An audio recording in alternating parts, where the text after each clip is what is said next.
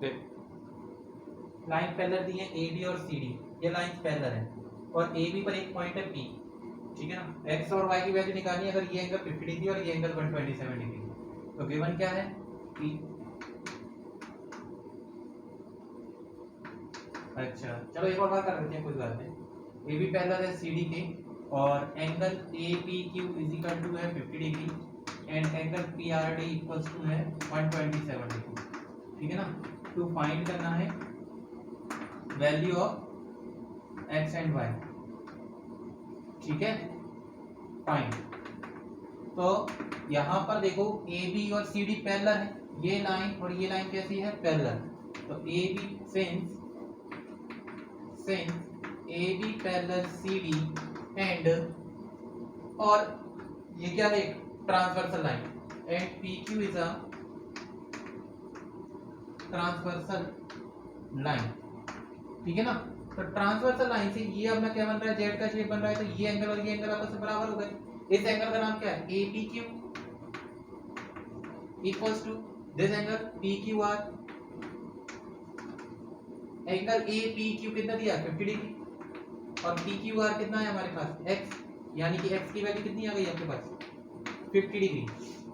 Now y की value निकालनी, ठीक है ना। तो ये देखो A B parallel C D, again वही सिंस ए बी पैरेलल है सी डी के एंड, और इस पर ट्रांसवर्सल लाइन कौन सी ले रहे हैं P R and P R is a transversal line, transversal line. तो ये देखो ये क्या बन गया जेड का शेप बन गया इस टाइप का।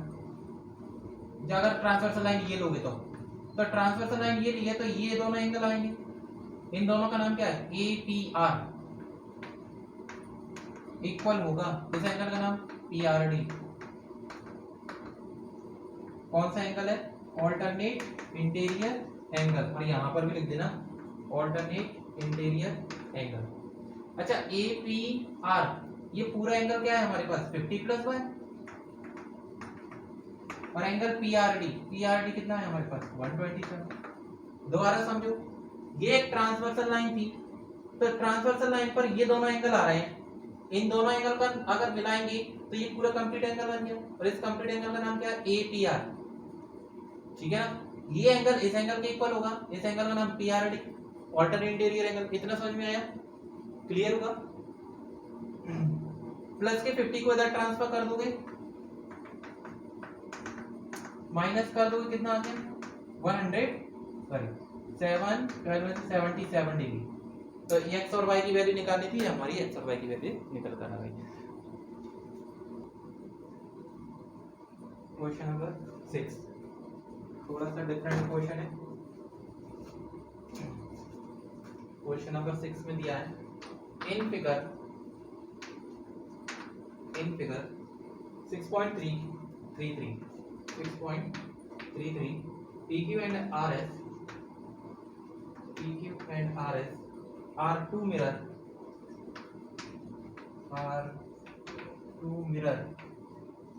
placed parallel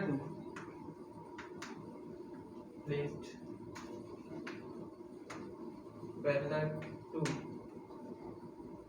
each other.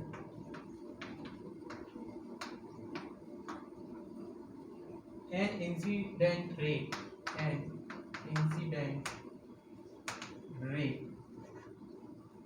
AB strikes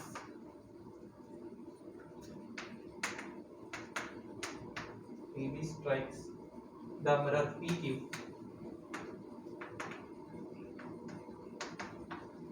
at B. The reflected ray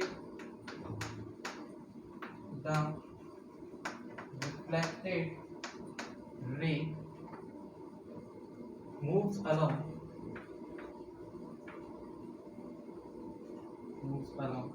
the path PC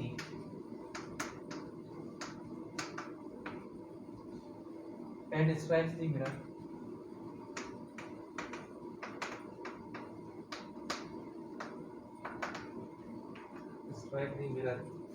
RS at C, and again refracts back along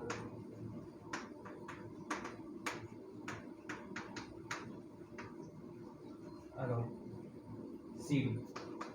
Then prove that AB parallel CD. सुनो, ये question देखकर घबराओ नहीं। जितना बड़ा क्वेश्चन होता है ना उसका आंसर उतना ही सिंपल होता है, ठीक है ना, ध्यान रखना इस चीज में। जितने बड़े क्वेश्चंस दिए होते ना आंसर उतना ही सिंपल होता है इसका। तो पहले एक फिगर दिया था, लेकिन इस क्वेश्चन को देखकर हम फिगर बना सकते हैं। क्या दिया है, फिगर को छोड़ो। PQ and RS are two mirrors, कोई दो मिरर है, are placed parallel to each other, और दोनों के पैरेलल रखे गए हैं। देखो एक मिरर हमने ये माना, ये PQ है, और एक मिरर S है, ये दोनों एक दूसरे के पैरेलल रखे गए हैं, ठीक है ना। An incident ray AB strike the mirror. सुनो, ये एक मिरर है, ये भी एक मिरर है। अब क्या कह रहा है कि भाई एक रे है AB जो स्ट्राइक करती है, स्ट्राइक का मतलब जाती है, पास होती है, द मिरर PQ पर एक रे जा रही है, PQ पर इस तरीके से रे गई, स्ट्राइक हुई, और इसका क्या नाम है AB। एक रे, देखो ऐसे में स्ट्राइक हुई PQ पर, तो अपन ने एरो बना दिया कि PQ पर स्ट्राइक कर रही है, ठीक है ना। An incident ray AB strike the mirror PQ पर स्ट्राइक होती है, किस पर, B पॉइंट पर, तो इस तरह स्ट्राइक होती है। द रिफ्लेक्टेड रे, देखो जब कोई रे मिरर से टकराएगी तो वो दूसरी जगह भी रिफ्लेक्ट हो जाएगी। कभी टॉर्च देखा है आपने, टॉर्च को एक लाइट मारते तो वो वापस रिफ्लेक्ट हो जाती है ना। तो यहाँ पर जब रे पड़ेगी, इसमें ये कांच है, कांच पे जब पड़ेगी तो जो रे होगी वो कुछ इस साइड ऐसे चली जाएगी, चलती चली जाएगी, और इधर आके स्ट्राइक कर देगी इस वाले मिरर पर, इस पर स्ट्राइक कर दिया, ठीक है ना, रिफ्लेक्टेड रे हो गई। जब वो स्ट्राइक करती है, the reflected ray moves along the path BC, जिसका क्या नाम है BC, and strike the mirror RS, और RS को C पर स्ट्राइक करती है।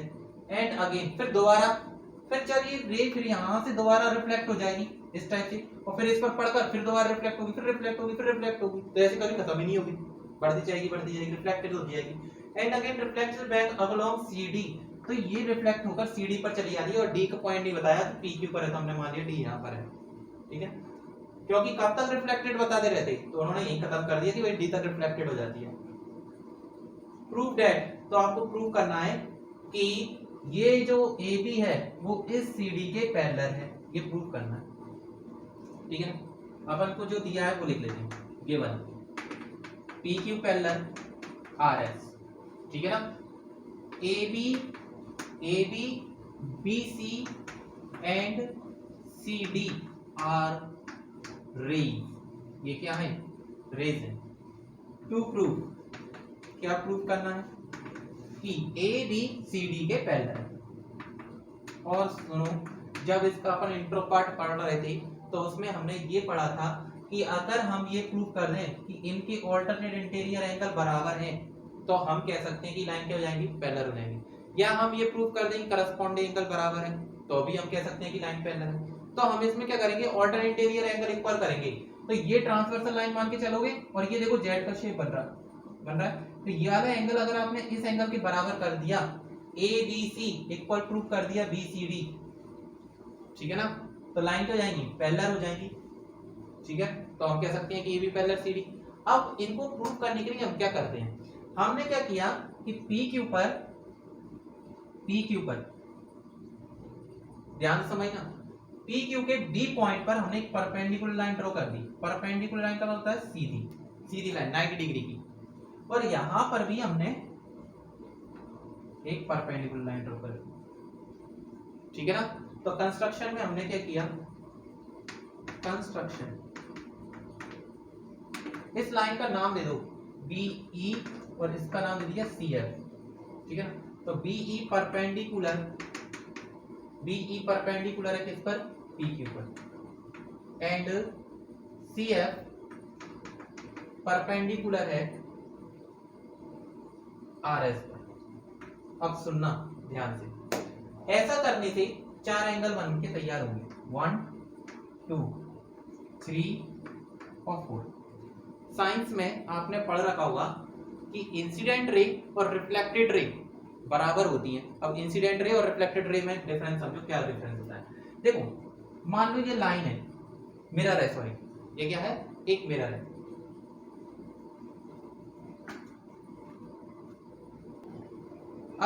अब नेक्स्ट देखो, नेक्स्ट ये था, मैं थोड़ा सा इससे हटके क्वेश्चन बता रहा हूं। इसमें अगर कोई मिरर है, ठीक है ना, और उस पर एक लाइन स्ट्रोक होती है, लाइन स्ट्राइक होती है, ठीक है ना, और वो रिफ्लेक्ट हो जाती है स्ट्राइक से, मतलब यहां से स्ट्राइक हो रही है और यहां पर वो क्या हो गई, रिफ्लेक्ट हो गई।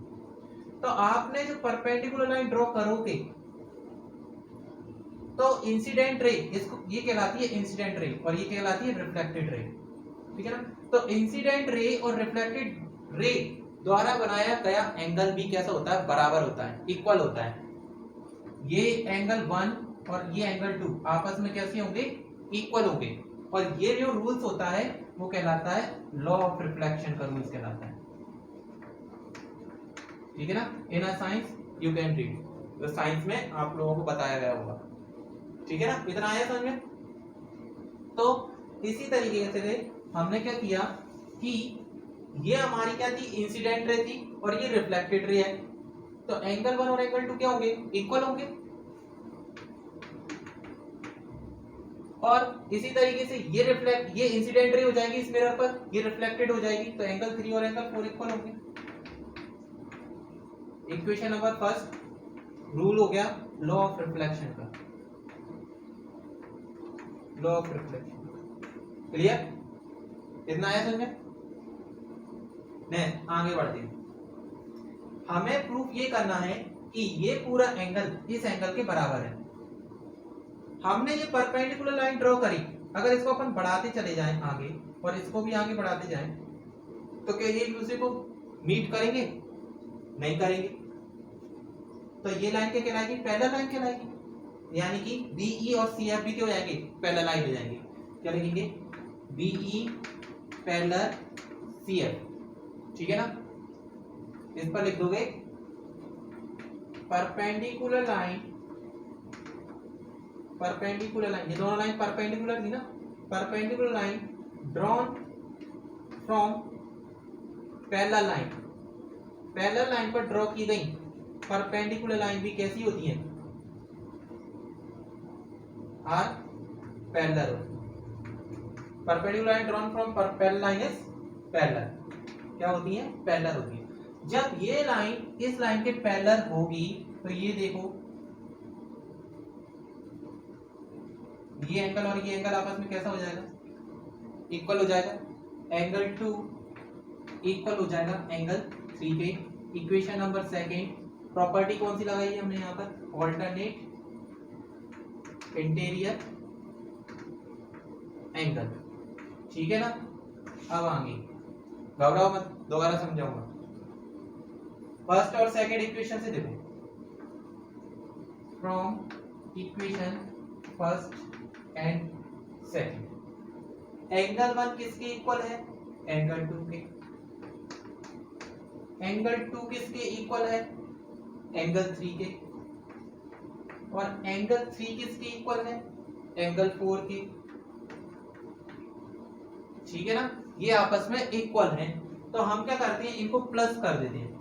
एंगल 1 और एंगल 2 को प्लस करते हैं, एंगल 3 और एंगल 4 को प्लस करते हैं। एंगल 1 और एंगल 2 को प्लस करोगे तो ये कंप्लीट एंगल बन गया, और ये कंप्लीट एंगल का नाम क्या है, एबीसी। और एंगल 3 और एंगल 4 को प्लस करोगे तो क्या बन जाएगा, बीसीडी।